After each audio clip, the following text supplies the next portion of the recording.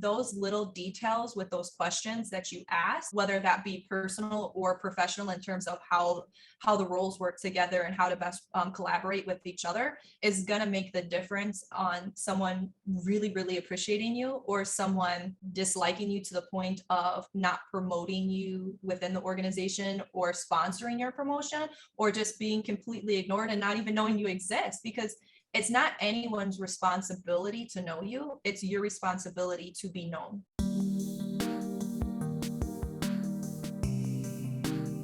Welcome back to the Career Therapy Podcast, where we explore the hidden side of modern work, help you turn procrastination into job search motivation, and teach you how to stress less, earn more, and change careers with confidence. My name is Martin McGovern, founder and lead coach at Career Therapy, and I'm excited to introduce our guest today. Please welcome Teegan Bartos to the podcast. Teegan is a resume writer, LinkedIn optimizer, certified career management coach, and founder of Jolt Your Career. She helps professionals land their perfect fit job quickly and make more money than ever before. In today's episode, we go beyond the job search and talk about what to do once you land that perfect role. So many people drop the ball in the first 30, 60, and 90 days in their new role. So we dig in and discuss how to connect with coworkers, how to manage up with your boss, and how to set yourself up for that next promotion 6 months or a year down the line. Thank you for tuning in and supporting the Career Therapy Podcast. If you enjoyed this episode, please leave us a review on iTunes in order to feed the algorithm and share these conversations with more folks like you.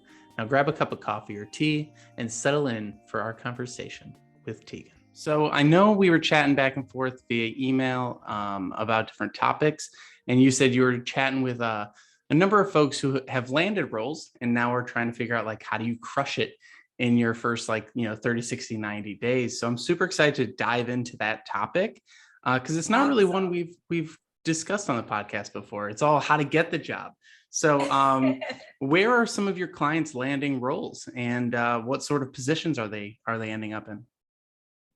Yeah, so I work with a variety of job seekers. And so most recently, you know how there's a bell curve when it comes to landing jobs. Most recently, I had a client land at Salesforce, and it was incredible because she spent over a decade in banking and is a super high performer there, and decided I'm ready for my next change. And before I even had her resume written, she had an interview lined up from networking. And it's been 3 weeks and got a job offer and her pick of where she gets to land in the department, which I think is so cool. Another client most recently landed at General Motors.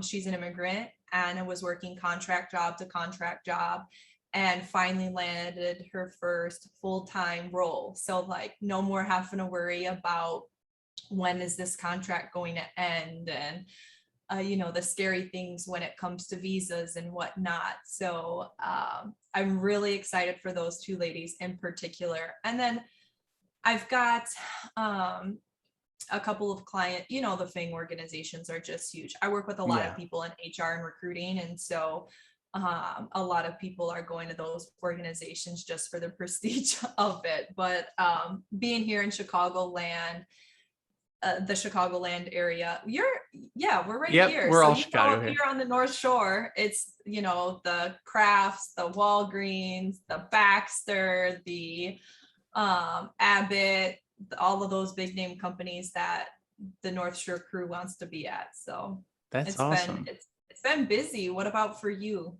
Oh, very similar. Yeah, a lot of folks who are just the areas that I focus on are very much like project management, marketing, and things like that. So, Chicago is just a hotbed for all those types of roles. But when it comes to that transition, all right, so they negotiate the offer, they get the role they want, and now it's time to start. Most people think that that's when the anxiety ends, right? The job search is this horrible, anxious process. And then once I get to the end of it, it's all hunky-dory and roses, right? But as we know, that's really just when the anxiety begins, because now you're trading the job search stressors for having a job stressor. So what are some of the things that you're seeing pop up in people's minds as they kind of slowly come to the realization that, oh my gosh, this is real? Well, it depends. If they're transitioning into a new industry, it can be really overwhelming to kind of get grounding on, okay, this is also new. Where if it's a smooth transition, maybe like a lateral move or a level up type of move within the same industry, maybe just like a competitor or something like that. It's more so, how do I make sure I have a good first impression? And in either instances, something that I see a lot is people are so eager to make that good first impression, they end up burning bridges as a new employee because they Interesting. didn't take the time to get to understand the company's culture, the existing people on the team who maybe wanted that role that they're now in and bringing their ideas to, and understanding the dynamics of certain elements that are already at play that kind of as a newcomer you need to be respectful of. Maybe it is your job to come in and change it, but you're not going to be able to make any type of change unless you win the trust in the hearts of the individuals that you're expecting to change. That's so interesting, especially that build trust piece, right? Because that's what we're sort of practicing throughout the entire job search as well, which is like, how do I gain people's trust quickly? How do I get to understand people? How do I get to know people? And so, what are maybe some of the fundamental differences of gaining trust in a job search process and gaining trust in a newly employed process? So I think in the job search process, it's a lot about talking about things you've done in the past, sticking to those numbers and, proving that you were able to have value in your previous organizations and reach the goals that you were expected to reach. Where when you're coming into a new organization, you build trust by listening and doing less talking. And so there's a time for you to express your ideas and opinions and things of that nature. But when you first start off at an organization, I have found that the people who end up having the most successful transitions are the people who take the time to introduce themselves to everyone, whether that be, the cashier in the cafeteria or, the CEO and everybody in between, right? And the people who take the time to set up one-on-ones. And so really sitting down and having thoughtful questions laid out. And so one thing I advise my clients to do is get an org chart, figure out who you want to talk to, who your role might interact with or impact, set up one-on-ones. And when you set up the one-on-one, do a brief introduction of yourself. So that way the small talk about you can be kind of a little bit more out of the way. And then once you get in there, you can ask the strategic questions that you have to build that relationship. So that person knows that you're willing to hear them out, to really want to get an understanding of what the organization is about or their role is about. And then after that, once you've kind of gotten a lay of the land, then start opening up to, hey, that was really interesting how you do that. Has this ever been considered? Or whatever the appropriate approach might be, depending on the situation. Yeah, it's definitely important to get a sense of who you're talking to before coming in too hot, right? Because we always hear those horror stories. Have you had anyone who just kind of came in too forceful, or have you seen that in your past roles and in your career? Personally, yes, absolutely. In addition to working with individual clients, I also work with organizations. And so most recently I wrote curriculum for an organization and I made a complete overhaul of things that they've done in the past. And with it being a remote setting, you don't know who has what buy-in, what reservations. And so when you're writing a curriculum and the person who's supposed to teach that curriculum has no idea, no training, no background in what in my case, what the government is now expecting her to teach, that can be really upsetting and cause a lot of issues within the department. And so the remote aspect of it, me having only worked with the higher ups and not the people who are actually going to be doing the work, it can make things really tricky. Where if you actually have the opportunity to speak to individuals at the organization and understand the different nuances, it's it's easier, right? Like if you're in person, it's easier, but when you're remote and you don't get the opportunity to meet anybody and everybody's so bogged down with Zoom anyways, it's like one more one-on-one is just like, I'm sorry, I don't have time for that right now. I'll catch you in a few weeks, and a few weeks turn into a few months. And by then you've missed the gap on those, hey, I'm new, can we meet time frame. Right. Yeah, it is a short window. So what happens if you do get that person who's like, I'm really busy right now, and they keep putting it off? Do you keep hounding them? Do you let them go? What do you recommend people do? I think you kind of have to feel it out, people, it's not that they don't have time, it's that they're prioritizing their time and they're choosing not to prioritize you. So I think at this point, if you're a new employee and if you approach it properly, by saying, I'm new to the organization, I understand our departments, you frequently collaborate on different things. I would love to, briefly chat with you just to kind of get an understanding of you and how things work. That would be great. People are going to be more open to it, depending on how you're messaging. Now, if you have an amazing message and they still say no, that might be more of a reflection of them and not you. And you take note of that, right? Mhm. Have you ever had that experience before? I've had clients that have experienced that. I mean, there's always pushback. Whenever you're telling someone to meet people, there's always pushback, unless they're a massive extrovert, in which case it's more of like refining their message because they're probably coming in too hot. But that is kind of the thing, right? It's like, you've just gone through this whole job search process. You just spent all this time trying to network and meet people, and now you have the job. It almost feels like this is when people want to take a break.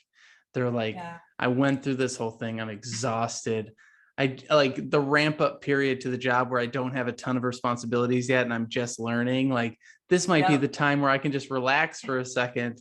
But as we keep saying to people, like, that's not the time to relax. That's the time to build a foundation, right? What are some of the other sorts of pushback you get? Do people just worry about the Zoom stuff? Do people worry about like who to reach out to? Am I going to step on any toes if I reach out to a manager or something like that? So as far as clients having pushback for this tip, honestly, I don't get much pushback from my clients at all on it. I typically am working with mid to senior level leaders, and they understand that that's part of it. You have to know who you're working with. You've got to immediately come in and collaborate. It's at this level, the expectation is that you are going to hit the ground running. And so, yes, there's a little bit of a learning curve when you first get there, but for the most part, organizations want results, and they hired you to immediately get them from you. Granted, there is, about a 90-day courtesy, but for the most part, organizations, whether they say it or not, within 30 days, the expectation is that you're going to be having certain things down by then. Right. And so, for even with my introverted clients, setting up the one-on-ones, it's less intimidating because it's more of an intimate setting, where my extroverts, they typically are the ones that need a little bit more coaching because they do come in a little bit hot, and encouraging them to say, I understand you have a lot of great ideas, but if you want these great ideas to work at this organization, we have to earn that trust first to be able to get that, to really be successful in this role. And then all of my clients that I work with, because we go through that career fit process before, even applying, before starting to look at target companies and things like that, they know, okay, this is where I'm at and this is where I want to go. So if you're going into an organization in the role that you got hired in, but kind of have ideas within the next 2 to 5 years, I want to move into this type of role or that type of role or move up a level or whatever, then this is the time to start building those connections and start getting that sponsorship and that mentorship from certain individuals, because your first impression can be the difference of if a leader ignores you moving forward or is going to take you under your wing. And that's what we want. We want to be taken under people's wings and be mentored so we can be successful not only in our current role, but start to be mentored for the next opportunity or for stretch assignments so we can grow and learn. And that's, I think, one of the things that as a coach, I wish people would understand more is that you're not just doing these things for the immediate goal. You're not just learning these skills in order to land the next job. You're doing it in order to prep yourself for a long career, right? Yeah. This is a long game, not just a short game. And so it's kind of funny because you sort of work with the group that I don't work with so much. I work with like the people just breaking in, and then I work with the people who have been in the role for a long time and want to move up, but haven't done this like intermediate step that you work with people on. So it's kind of interesting where I sort of like I'm sort of seeing the people who are like, I've been in this role 2-3 years, and now I want a promotion or I want to move up, but now what do I do? How do I build these connections? And I'm like, well, I mean, obviously the best time to have planted a tree, right? The old saying is like 5 years ago, but the second best time is right now. So let's do it. And so the process is very similar though, right? It's identify who is in the organization, look at the org chart, figure out what teams you want to be on, figure out, strategically where you'd want to move, and then start talking to those people. And the question always becomes like, how do I talk to these people? Like, do I make it like low key? Do I make it very professional? Do I make it about me? Do I make it about them? Do I make it about the role? Do I make it about the business? Like, what are the topics that typically come up or that you encourage people to sort of lean into in their conversations once they're in the meetings? I think that it's really important to prep for those meetings before they even begin. And so reaching out to someone just to reach out to someone is a waste of their time, and nobody's got time to be wasted. So being really thoughtful and coming in with, 3 to 5 questions. Obviously, people like to talk about themselves. So if it's your first time meeting someone, ask them, a little bit about themselves and how the departments collaborate with each other, and potentially, it sounds cheesy, but what does success look like? How can I best help support you? So say for example, since you say you sometimes work with earlier careers, say it's a paralegal who's working with an attorney, right? How do you like your schedule to be organized? How do you like feedback to be given? Do you want confirmations of received every single time you send an email, or is that going to bog up your email? Those little details about people's personal preferences will make a difference on how they enjoy working with you and what you will be tapped for in the future. And so regardless of the industry or the level, the same applies. Figuring out how people want to be treated is important, and little touches like you can even ask a question, you can throw in there something personal. Like in some of the conversations that have come up personally with me in my past is I show dogs, and for some reason, pets kind of always open things up. I've got a girlfriend who loves to bake, and she always, says, oh, well, I love to bake. What's your favorite treat? So at the holiday party, I can keep it in mind. And she'll, take down these notes about different people and store it someplace. So that way, when it comes time to that person getting a promotion, if they said that they liked brownies, bring in some brownies to congratulate them. And those little details with those questions that you ask, whether that be personal or professional in terms of how the roles work together and how to best collaborate with each other, is going to make the difference on someone really, really appreciating you or someone disliking you to the point of not promoting you within the organization or sponsoring your promotion, or just being completely ignored and not even knowing you exist, because it's not anyone's responsibility to know you. It's your responsibility to be known. And so that takes intentional thought. And so coming prepared with questions that are related to making your work more meaningful, more successful, more collaborative is important. And so it's kind of hard to say what specific questions, because everybody's roles are so different. Yeah. What do you tell people? It is kind of a combination of the things that you've been saying. I think making it somewhat personal, and like throwing out those details. I love the example of the baking. I like wish I baked, like that would be such a great So I got to pick up new skills. Because it is one of those things, like that's that long-term like team building thinking and mindset, right? Yeah. And it's really fascinating how like I think some people get really worked up in their head, or they're just like so focused on themselves, or they're so worried about how they look that they forget that it's not really about you at the end of the day. It's about how the team gels together, right? And Yeah. so, what I tend to see is folks will get really hyper focused on like wanting to tell their story and their background and a lot about where they're coming from and where they've worked. One of the comments that I got from someone I'm working with, she goes, I used to work at this company and this company. And I was chatting with one of like the VPs, and they were like, I didn't know you worked at all these great companies. And she's like, well, how do I make sure that everyone knows that I worked at these great companies? And I was like, Yeah. that's a fine line, right? Like if you just like try to jam it into every conversation, then you're like that person's like, I used to work at Facebook or whatever, Yeah. right? Um, I'm an it, Xer at this company. Well, then why ex- did you leave? right. You got it in your like headline on LinkedIn so that everyone knows that you worked at Google 10 years ago. And like, and so you kind of get these weird situations where I try to encourage people to sort of read the room, Yeah. have some like know your story, know what parts of your past are good to reference and maybe not good to reference. Hmm. Have a curiosity about the other person's work and where the business is going overall, and lean Yep. into those things.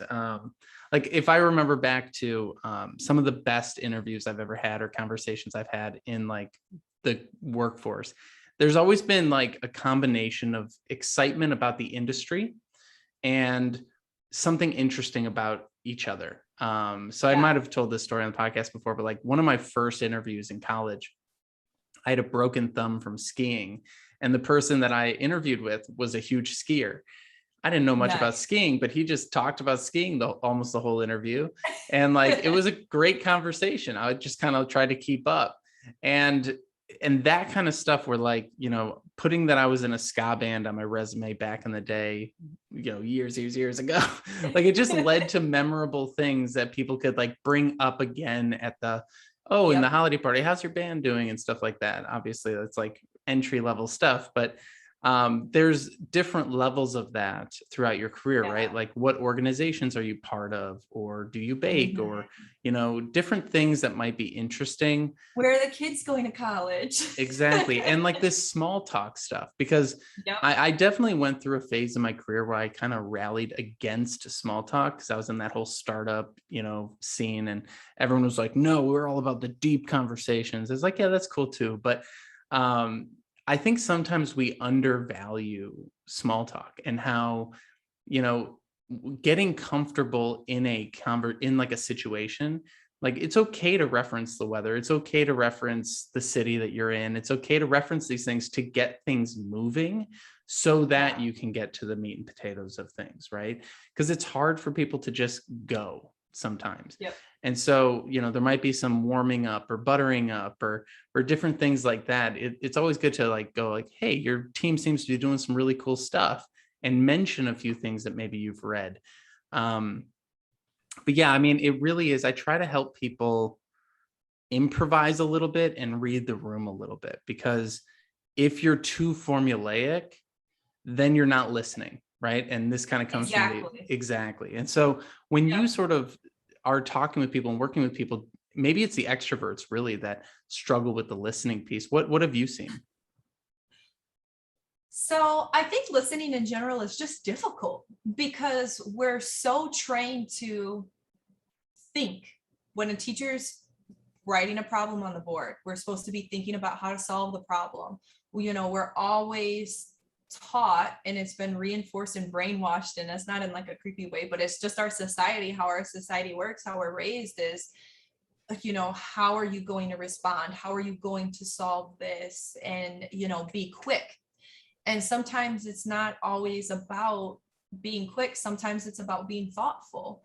And I think as society evolves and we're starting to see more trends in that EQ is really starting to matter. And appreciating people as people, not just, oh, this is your department and this is your department. Everyone you can say hello, good morning to, if you're physically going into work.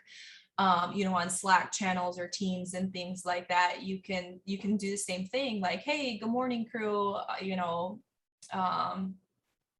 It's something simple like that, just a pleasantry. Pleasantries are something that I've heard a lot of clients that I've worked with have said, yeah, people, they just aren't very nice. Like nobody even says hello, or, nobody knows my kids' names. Or when my parent passed away, they're like, okay, well, I need this report. So, Yeah. make sure it's turned in by the end of the day. It's like, I'm burying my father. So like the report's not going to happen. So I think that, first of all, researching organizations before you choose to apply there is going to be really important about the type of culture you end up at. And so not that you need to be a cultural fit, you can be a cultural add, you can have your own uniqueness to it, but do you want to be in that type of cutthroat environment that some organizations are known for and some people absolutely thrive in? That may be some of our listeners. They really want that competitive environment.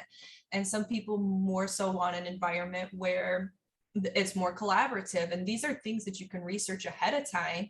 And then depending on everybody's unique personality is how you would approach situations. I think there's the fundamentals of, listen, come prepared, and follow up. So that may be, after you have a one-on-one with somebody, then connect with them on LinkedIn, sending them a message. Thanks so much for our one-on-one. Really appreciate it. And then when they accept your connection request, endorsing them for their skills. So those little foundational things, those extra touches, maybe someone in the organization taught you how to use a certain software that you haven't used before. Well, then the next day, while while they're teaching you, ask them, do you like tea or coffee, or, what's your go-to beverage? And then they tell you, and then the next day you bring it in and on a little post-it note, say like, thank you for teaching me how to, do this. Those little touches are going to make people like and trust you. And that's what it's about. When you land at an organization, you want people to like and trust you. Now, you don't have to be everybody's best friend, but there has to be respect there.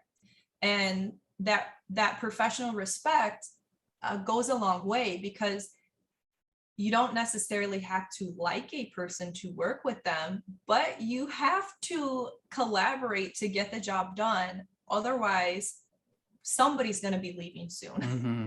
Yeah. And you don't want it to be you. You just went through that terrible job search. Exactly. Right. I think it's fun that you mention all these things, because I know Ted Lasso is kind of blowing up right now in a lot of circles, and it's being talked about a lot on LinkedIn, because it's sort of like a master class in how to get people who don't like you to at least like put up with you. Because like he goes in, if anyone hasn't seen it, it's about a soccer coach, a football coach who goes to I think England, and is like teaching a soccer or coaching a soccer team. And basically like he comes in with these like biscuits every morning for the manager of the whole team. And she's like, where are you getting these? And she's like, goes on like a whole search to like find out where these biscuits are from. And for like episodes and episodes, she can't figure it out. And they're like taste testing all these biscuits. And it turns out he's like making them at home every night. And like, it's one of those things where like, you kind of kill him with kindness in a way. And obviously that's that one person's, sort of style. But, and I want to be very clear as we're talking about all these things, these are ideas of where to start, right? These aren't prescriptions, right? If you're not a baker, don't go try and bake, right? Like that's not going to be the best thing ever. You're going to give someone burnt brownies, but you kind of have to find I would still eat them. Of course. I mean, burnt brownies are amazing, but it's like, you have to sort of find your style and figure out what the company's style is, right? Like I'm a contractor, so it's sort of different when I start a new role. I still have to meet people. I still have to get to know people, but there is sort of a little bit more of like an independent assumption, right? But I think one thing that sort of goes across the board, and we can kind of move past like how to get to know a lot of people at the organization and focus more on your role. How do you crush it in your role? everyone should have some sort of scheduled one-on-one with their manager, in my mind. Absolutely. And I think like that doesn't always get put on the calendar. And what ends up happening is months go by and then you find out you're doing the job wrong. Have you what do you recommend people do, or like how Time often and do they time check in? again. And it's so difficult because when clients come to me like this, it's typically because they lost their job. Mhm. And they're like, I don't know where I went wrong. And I was like, okay, let's think back. Like, what does your job description say? During your one-on-ones, what were these continuing conversations? And most times people are saying, I didn't have one-on-ones. The person you should be spending the most time with is your immediate team. Yeah, you need to know other people in the organization, but your immediate team, you have to make sure that you're collaborating and contributing in a way so you can keep that job. And so having one-on-ones with your manager, that's what managers or leaders, whatever you want to call them, are for. They are there to make sure that you know what to do. And oftentimes there isn't a lot of training when you get into a new role, but if you don't know how to do something, then you have to be the one to make sure it happens, because nobody else is going to make sure it happens for you. So those one-on-ones are so important. Within the first week, you should definitely be having a one-on-one, more than just like, oh, well, welcome to our organization, here's a donut. No, like, okay, let's look at what the role is. I'm pretty sure you just posted like a 30, 60, 90 day to get the job. Well then, right? Maybe. I don't know. Sometimes these posts come back around. Okay, so I it was for sure on your YouTube. I don't know if Yeah. it, how Oh yeah, recent it's it at the was, top but of the YouTube there for sure. yeah, 30, 60, 90 days to get the job. But then once you're in the job, take that 30, 60, 90-day plan, sit down with the manager and really figure out what their expectations are. So that way you can track, okay, let's take a sales role, for example. So in the first 30 days, I'm just supposed to get familiar with the software. I'm supposed to, reach out to the 30 existing clients. But then by 90 days, I should be having a plan on how I'm going to get new clients, and here are the target lists, and here's the research that I've done. So, that you can start landing new clients, and all of those things come together. So absolutely one-on-ones with the hiring manager, really thinking about the 30, 60, 90-day plan with them, because they're going to be the ones who know what to expect. And sometimes you get in roles and don't have the best manager, but that's where those one-on-ones with other leaders come into play. So maybe it's the director, and okay, so what is your expectation for this role? What would you like to see come of it? So not only do you know what your manager is thinking, what the manager above your manager is thinking, and making sure it's aligned, because sometimes it's not. And then you have to understand how to navigate that. Collaborating with peers is hugely beneficial to ensure your success, because if it's in a similar role, then they may be able to help guide you in ways so you can pick up steam quicker. I think like within the first 30 days, you don't have to worry about jumping in and start producing results. But that 60-day marker, you should start to make something happen. How do you feel about it? Yeah, I definitely agree. I think the 30, 60, 90 is such a great idea for you to have personally, for you to share with your manager, for you two to collaborate on. I think very often one of the sort of downfalls that people have is they go into a role and they think that they're supposed to do everything in the job description, and they never ask questions. So they end up doing the wrong things, because very often the job description is not what the actual job looks like. And so unfortunately, Let's fix that, hiring right, we managers. should definitely fix that. But they're like Frankensteining these things from like other places. And if you don't actually know what the expectations are, then you're going to end up doing a lot of work towards the wrong direction. And sometimes your manager is so overwhelmed and stressed that they're not going to set up the time with you for like, until they remember, which you don't want that to happen. And so Until HR, like, you didn't turn in their 90-day report. Oh my goodness, how horrible would that be? And that for me, it's like, especially as we work more and more remote because of pandemic and everything like that, like one of the toughest things that I found when I started working remote was just like how difficult it was to have like those passerby conversations, the kind Yeah. of like, let's all go get boba together kind of thing. Like, I don't like Yep. boba, but I went. And like, but like, I remember when I was remote for a company in California, and every time I was out there, I got along with everyone really well. But when I got home, I felt like it was weird to set up meetings. Like, it was weird to like set up time with people that didn't have a purpose. You kind of like, hey, can we get on Zoom? Why?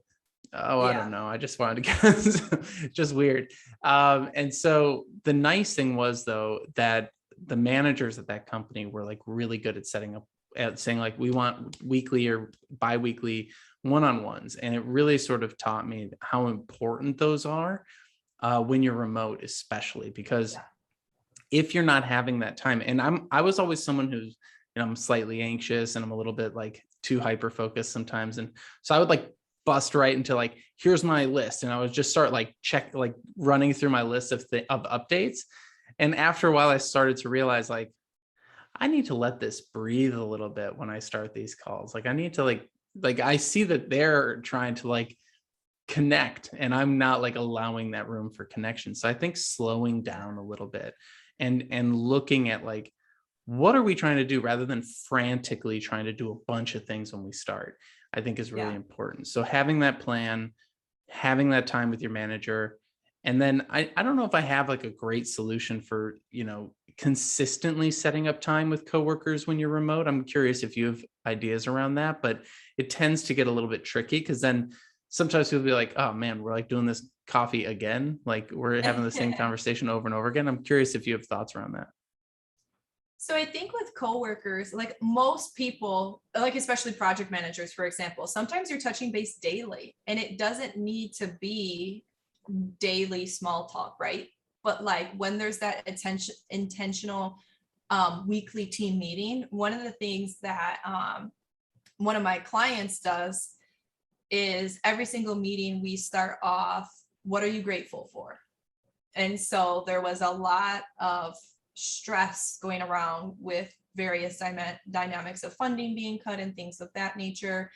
What are you grateful for? And some people would be like, that the day's almost over. And I was like, if that's all you got, that's all you That's all you got. got. But as time went on, the norms started to be less of like a negative thing that you're grateful for and something genuinely deeper than that. And it was, well, I'm really glad my wife made an amazing dinner. And then that's when you can start taking down those notes. Oh, so-and-so's wife's name is this, and he really likes to eat that. So you can remember those things in the future. Well, I don't remember things like that. I write them down. And then But like reference taking them back notes, later. like that's something Yeah. people don't think about, right? Like I've definitely missed out on those details before. And like that idea of just like some people might think, oh, that's weird that I'm taking notes on my coworkers, right?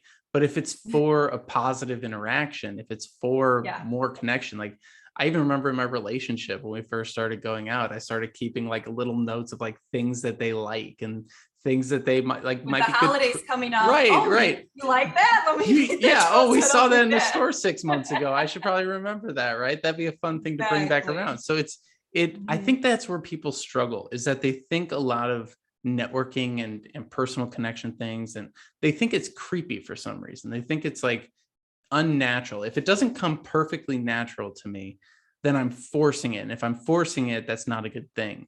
But any skill that you want to develop, from like baking to just being a nice person, is something that you kind of have to foster. Some people just learned it earlier, and some people learn how to socialize later in life. But Yeah. I mean, I love that you're saying like you're writing these things down, you're keeping notes, you're being intentional, let's just say, about the And being interactions. intentional about having that icebreaker, because some meetings, like you said, just start off. And yeah, daily meetings, they should just start off with that. But sometimes having a weekly team meeting of where most organizations have that, where they have some type of weekly team meeting where everybody is debriefing or doing status updates or something. Just having a small little round table takes 5 minutes of, hey, what are you thankful for, or what are you looking forward to, or something typically on the more positive side, it makes a difference. It builds that community. We interrupt today's episode to let you know about Career Therapy's Unstuck coaching program. If you're feeling paralyzed by job search procrastination and unsure of what to do next in your career, we're here to help. Each month as a member, you will get access to 2 one-on-one coaching calls, unlimited virtual chat with your coach via Slack, invitations to bi-weekly group coaching sessions, and lifetime access to our 8-part job search curriculum. Want to take your search to the next level?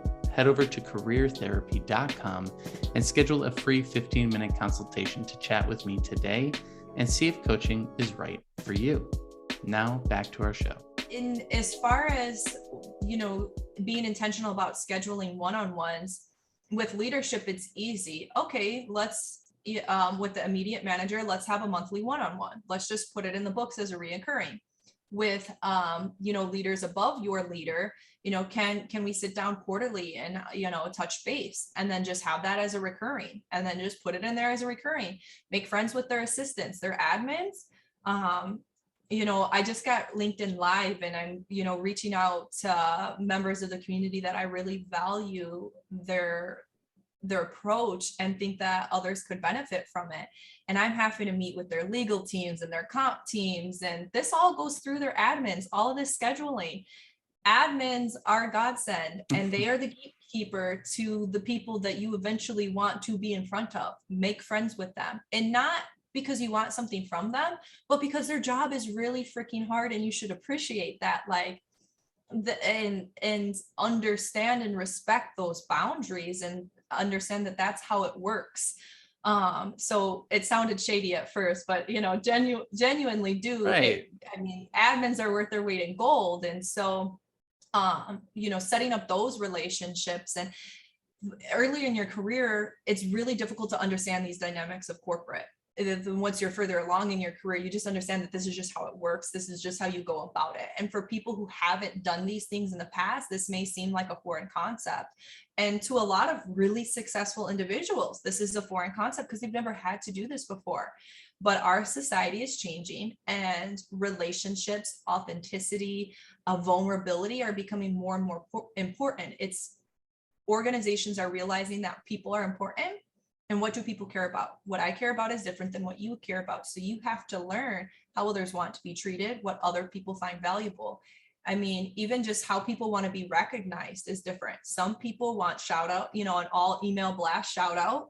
And some people would find it much more rewarding to have you personally come to their desk and just say, wow, congratulations. Thank you so much. This is huge. A simple question like that. How do you like to how do you like to be appreciated? That's a game changer for people like leadership people. Yeah. I like that you're talking about really looking at the individual and saying, like, what do they appreciate? Right. Because it is different for everyone. And if you're someone who wants to be appreciated, you should appreciate others, right? Like, there is this sort of tit for tat. And like, I remember, I like that you're saying like it needs to be customized to some degree, because companies don't always understand that. I think, especially with like weird onboarding practices and stuff, like every job I've had, I've just been kind of thrown into the wolves. And I think that's a pretty common thing for most people.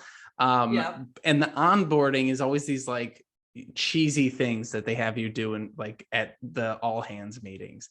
And I think the worst one I ever had, I was out at the office, and the owner of the company is there, and like everyone is like every all hands, they kind of introduce all the new employees, and they want you to get up and do a skill in front of everyone in the entire company, and like do whatever and I was like, skill, hobbies, what? I've been building a business for the past 10 years. I have no hobbies outside of work. It's kind of my issue. I was like, my issue is that I have no hobbies.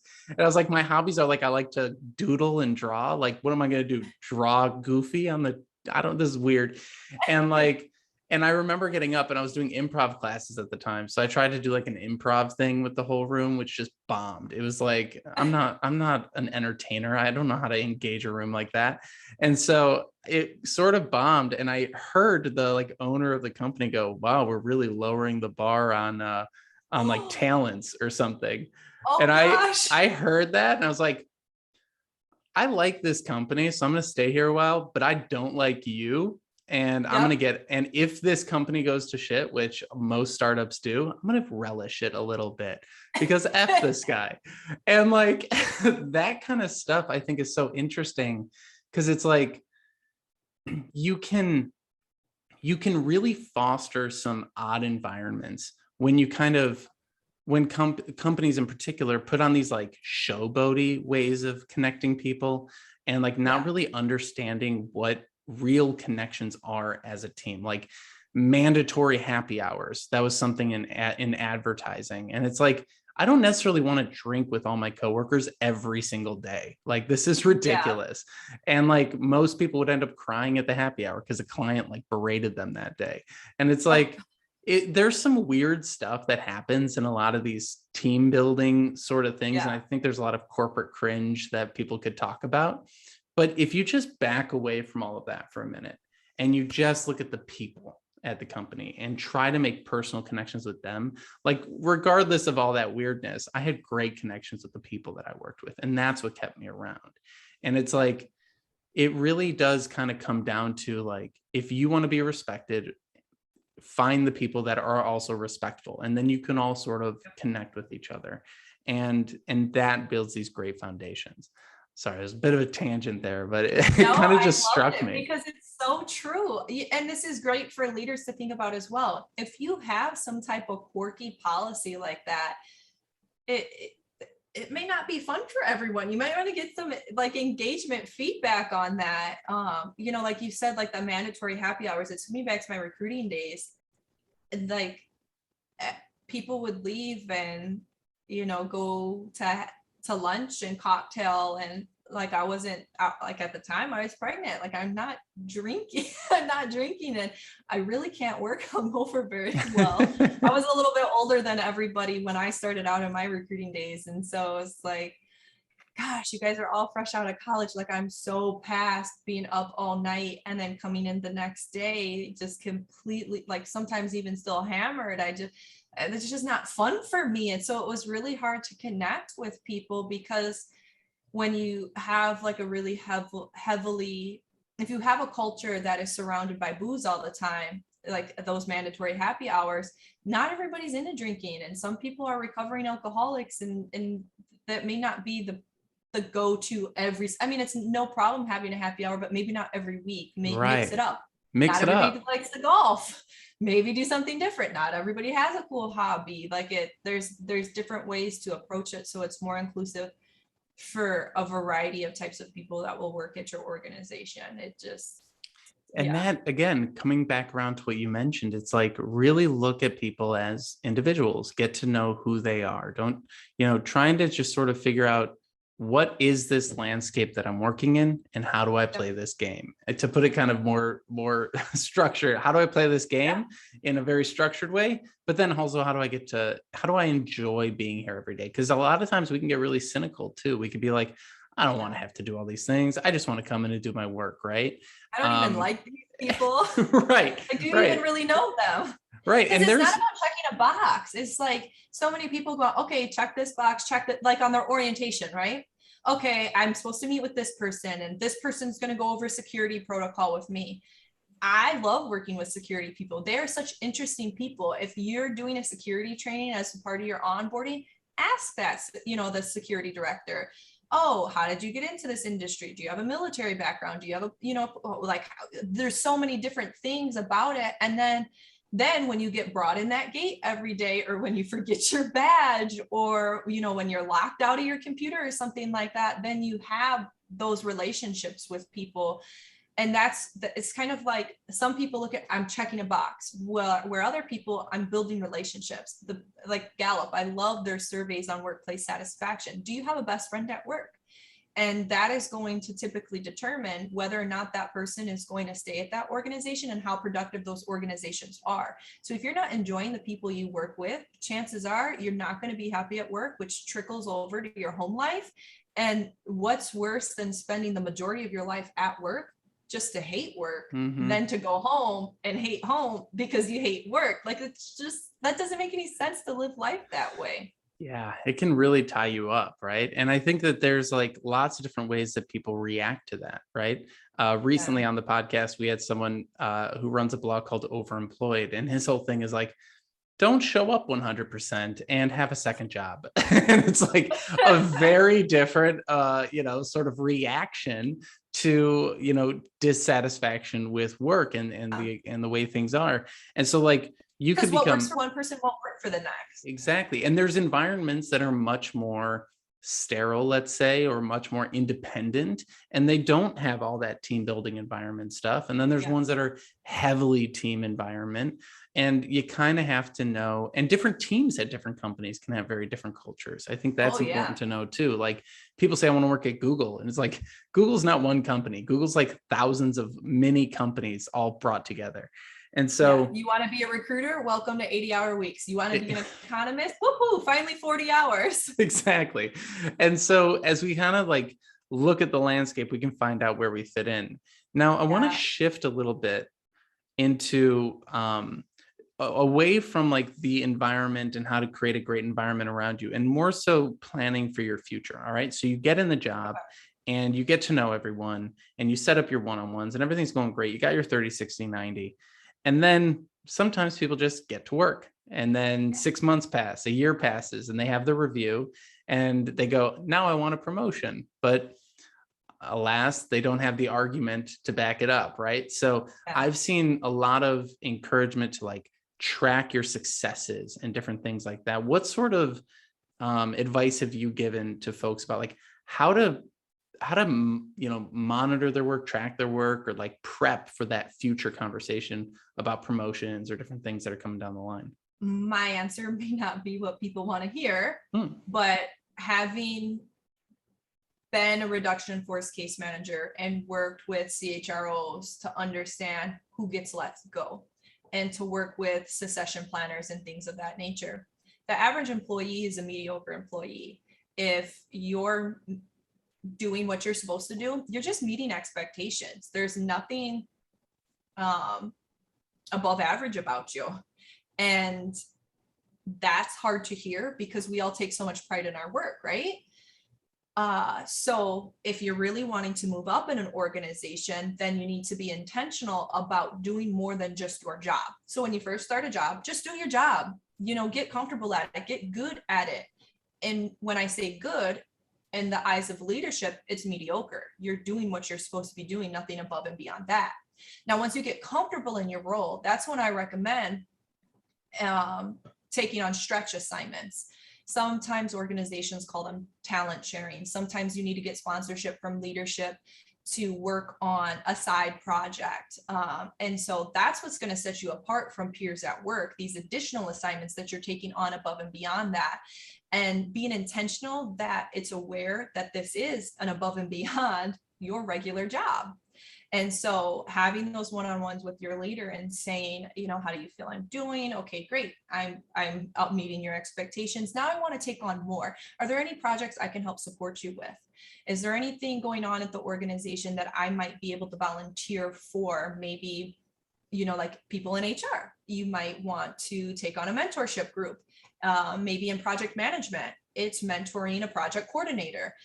There's so many different ways that you can go above this formally and informally to set yourself apart to have those increases in pay or title promotions when you're ready for them. So the organization, not all organizations invest in their talent like they used to because so many people change jobs nowadays. But if you can say like, hey, I'm really invested on taking on a side project. I'm managing my workload and I'm getting bored. So please give me something else to do, depending on what your personality is and what your relationship with that manager is. And then say, these are some things that I thought about. So instead of putting it up, so sometimes you can put it on them. Hey, how can I help you?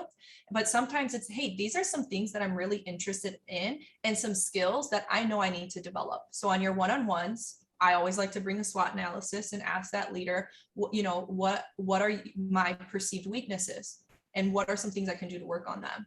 So say strategy, for example, maybe that might be someone's weakness. Getting on some more strategic projects where they can be mentored, where they can flex a little bit, get a little practice and not break anything, so the organization can learn to trust them, to be able to give them additional formal responsibilities that come with those pay and title increases. What about you? What do you see work? Yeah, I love those suggestions. And I think, that definitely would work. I think it was interesting how you called out that companies are less likely to invest in their employees sometimes because of the turnover. And a lot of times where the real money comes when people want to, move up in their careers by changing companies. I actually just helped someone do that recently because they were like, I kept trying to get promoted in my company, but they removed the bonus structure and then implemented some absolutely asinine, just like way of doing bonuses that would basically make it so that no one ever got a bonus. And you'd have to stay there like 5 years to even see if you got a bonus. You listen to this story and you're like, everyone's going to quit this company. This is insane. And but I do think that that's what those one-on-ones are for, to continually say, I've done this and then track it. And then I've done this and I tracked it. And if you don't track it, you won't be able to make the argument later. You're going to be sitting there going, I just want more money. And they're going to go, well, what do you do? Because they won't remember. Hell, you probably don't remember. And exactly. We don't even remember. So how are we going to expect somebody else to remember? Exactly. And that I think is really important if you want to move up in a company. And I think, at the end of the day, we do live in a world of 4-year stints. That's kind of the average right now. And so some people don't really worry about it, but sometimes you want to be somewhere more than 4 years. It's just, you want to have that longevity so you can get to know the industry well, right? If everyone is a 2-year person, how is the company going to do well if no one actually has been there long enough to see a trend? Right. So there's a lot to it. And I think maybe we could probably do a whole episode together about how to get promotions and how to negotiate that. Oh my gosh, absolutely. But it does take a lot of work, and it starts when you start. I mean, like you said, the best time to plant a tree is 5 years ago or right now. And so if people hear this and are intentional about it when they first start this new job, start planting these seeds when it comes time to having mastered your role and looking to take on more responsibility and then formally getting that next new role, you're more likely to get it. I love it. I think that's a perfect spot to wrap. And so, Teegan, if folks want to learn more about your work and get in touch with you, where should they go? Yeah, so I'm most active on LinkedIn. So you can just look me up on LinkedIn, Teegan Bartos. And I'm the founder of Jolt Your Career. And so either of those two pages on LinkedIn, you can find me. Wonderful. Well, thank you so much for joining us today. It was an absolute pleasure and a lot of great tidbits for the audience here. So everyone go check her out. And thank you so much for joining us. Absolutely. Thank you. Thank you so much for taking the time to listen to this episode today. I really appreciate your support of what we're building here at Career Therapy as we continue to try and explore the hidden side of modern work and tell some of the stories that maybe don't get enough light shed on them. If you enjoyed what you listened to today, I hope you will leave us a review on iTunes. Subscribe to this wherever you're listening or watching on YouTube, Spotify, etc. And share this with some friends who you know are going through similar experiences and looking to build their career and gain some insights along the way. Again, thank you so much for stopping by, and I wish you the best. I'll see you on the next episode.